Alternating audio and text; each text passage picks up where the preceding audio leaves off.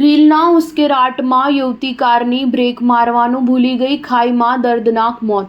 Social media એક એવું platform છે જ્યાં અવારનવાર માનવામાં ન આવે તેવા વિડીયો વાયરલ થતા હોય છે. સોશિયલ મીડિયામાં પર યુઝર્સ વધુના વધુ લાઇક્સ મેળવવા તેમજ વ્યૂઝ મેળવવા માટે વિડીયો બનાવવાનો આદીન થઈ જાય છે.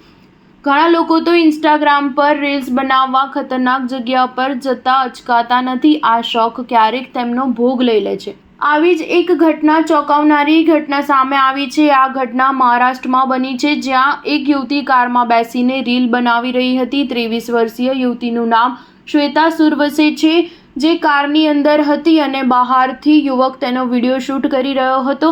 યુવતી બ્રેક લગાવવાનું ભૂલી ગઈ અને બ્રેકની જગ્યાએ એક્સિલરેટર દબાવી દીધું હતું, જેના કારણે તે કાર સાથે 300 ફૂટ ઊંડી ખાઈમાં પડતા તેનું દર્દનાક મોત થયું હતું.